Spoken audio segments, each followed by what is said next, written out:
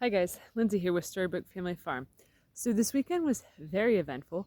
I feel like I say that every time that there's a weekend and we don't film anything because, well, if we haven't filmed, chances are we were super busy. So we did have our neighbor come over to work on cutting down these black walnut trees. As you can see, they didn't get cut down. He apparently is part monkey. He climbed up into the tree really high with ropes and harnesses and all the safety stuff. So that way, nobody died. So he climbed up and was checking out the tree, and there was a few spots up higher that we were very concerned about because they, are actively like rotting and stuff. Like there's places where I don't know if you guys can see it on camera. I'm just going to assume you can't see it clear up there. But there's where big sections have fallen off of the tree, have been cut down, not properly sealed up, not maintained, and things. So we were very concerned that there was probably a lot of rot deep inside of the black walnut tree. There also is damage to the bark down low here, where somebody had something tied up around in there, and he is a bit of a tree whiz, so he was looking at them very in-depthly and everything, and said that he didn't think that those trees that either of them had any chance of falling down anytime soon, and that they were perfectly safe to still, have beside our house and stuff. Where the wind comes through, it's very rare that the wind actually comes from the east of that field and hits the trees. So it's in a very protected location. And these trees are extremely old trees. So we decided to just trim them up real good and remove a lot of the stuff that was actually overhanging the driveway. So we did that so then that way we weren't dropping very many black walnuts on the driveway. That branch right there, it still needs to come down, but it is actually touching and entangled into our house supply power line. So there's Tracy. But so it is actually tangled up into the power line, so we're going to have to call the power company tomorrow when it's not a holiday to schedule for them to come remove that limb, so that way, nobody gets electrocuted, because that's definitely not something we wanted to happen here. So everything that we do is also very safety oriented and things, because, getting hurt is definitely not any fun. So that happened, and the other set of neighbors that I had mentioned that were, there's a little ant on my shoulder. So the other set of neighbors that were coming to get scrap, they showed up, and so we no longer have a fridge or a washer sitting outside behind our house. So that is very nice to get that out of the way, so we don't have that constant eyesore. And then yesterday was our first market of the season. It was also at a new market for us, so that was a very nerve-wracking endeavor. It was very different to go to one that wasn't, the same thing. We've only ever done one other market, and that was the Canton market. And, it's a very different crowd going to Canton versus going to a small town to do a different market. But we had some success there. In total, our profit was like negative $100. Not because of not being able to sell stuff, but because of what we bought, which I'm going to show you guys that now. So last weekend, as you guys know, we bought 7 ducks. We went to the homestead rendezvous to buy ducks, and we bought ducks, and that's how we found out about the Jewett market.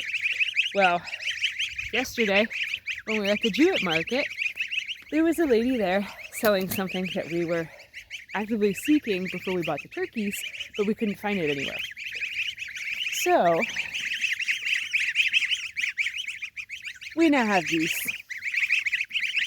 So we got these 7 geese, and I'll get out of here because they're very noisy.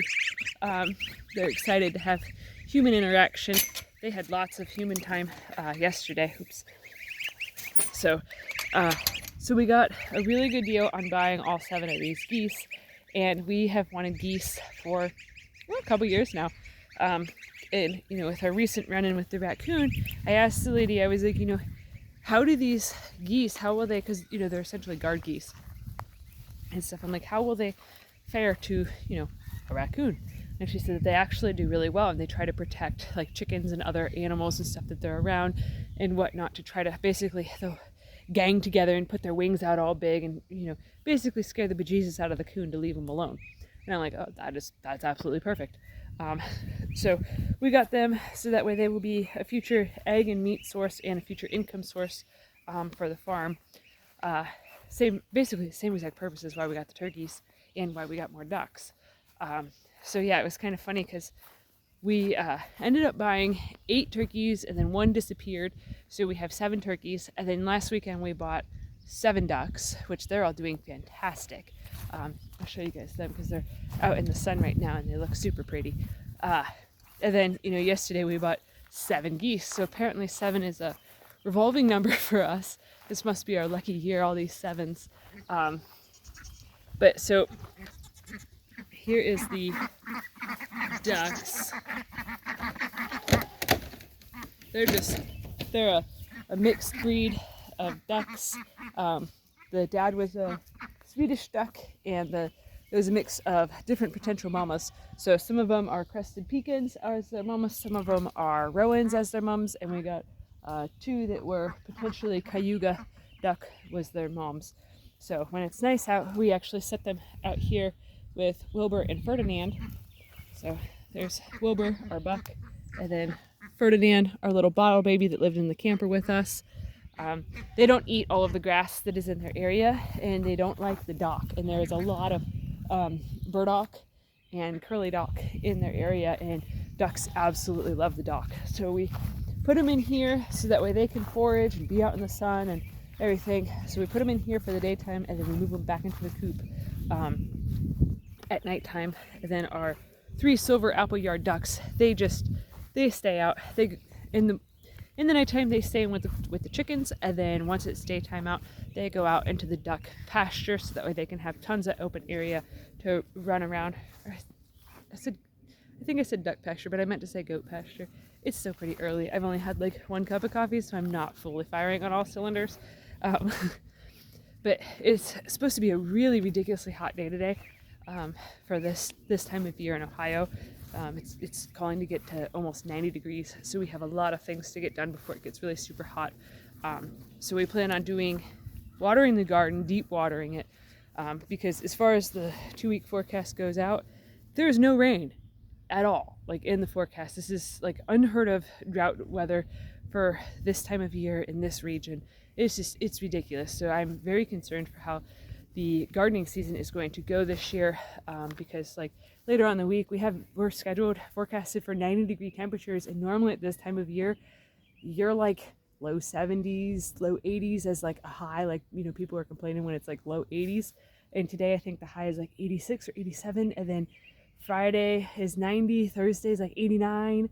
Like, it's just like a whole bunch of really high temperatures, and this is very, very uncharacteristic of a weather pattern. But due to the way that the land is here, we've been very fortunate. We have not watered the tomatoes pretty much since they've been planted, and I'll just go in, it'll be easier to show you guys.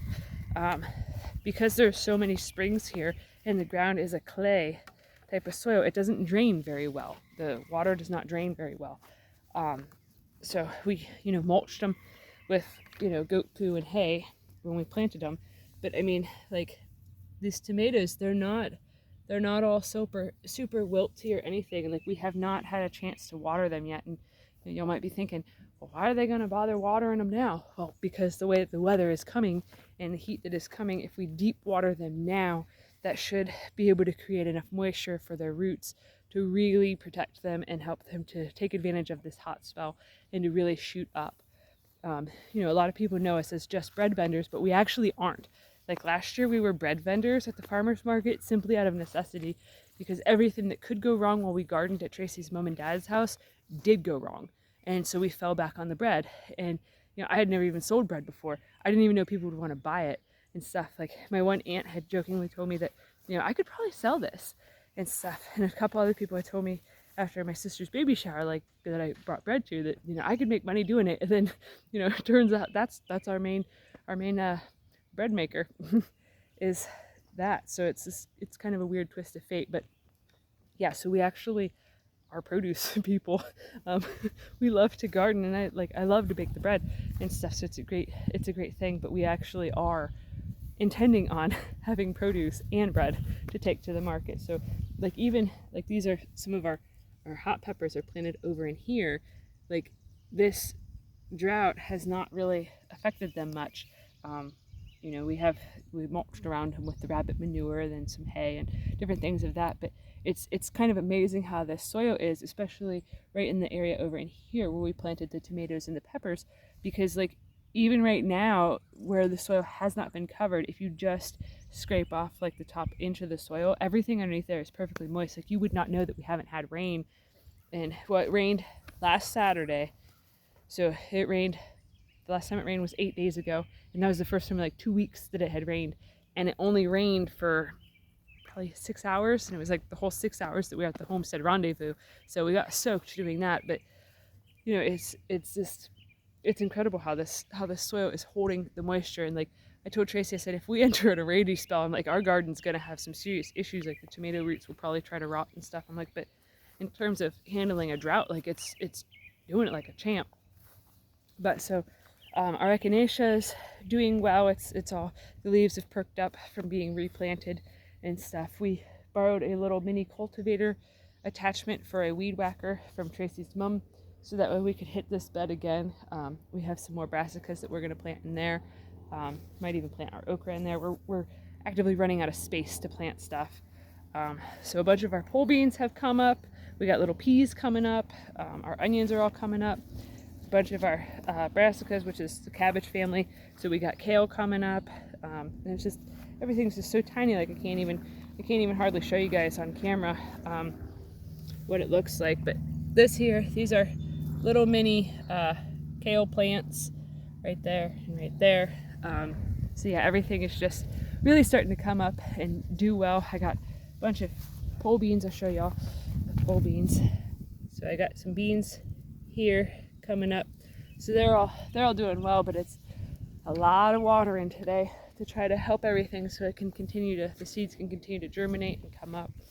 Tracy's finishing up the rabbits, and then we'll be ready to get to watering and plant some more stuff. So it's just a very busy day before it gets super hot. And like I said, we're also gonna do the fencing over by Wilbur's area to make a nice run for the geese and the ducks and stuff to all have their own little run, which later on in the week we'll work on building a shelter, so that way we don't have to keep carrying them in and out of the chicken area every day, because that gets kind of tiring to have to add that to the list of chores. I just walk through the spider web because Tracy won't have to walk through it when she comes through to do the rabbits. But yeah, so very busy. It's been a very, very fun last few days, so with more fun added in. So yeah, if you like this content, please give this video a thumbs up, leave a comment. Tracy's doing the rabbits right now, okay? So I said that about giving a thumbs up, but she's like being a goof. So if you like our content, please give our videos a thumbs up. Leave us a comment if you have any, you know, anything you want to say. And I'm such a weirdo. And share our video on social media with all of your friends to help us grow. And if you haven't already, please subscribe to our channel. And also check us out on Facebook. There's some different content that we put out on Facebook, different posts and pictures, and you know, just general updates of what we got going on where it's, you know, when we're too busy to film something. So yeah, thanks for watching. Have a good one, guys.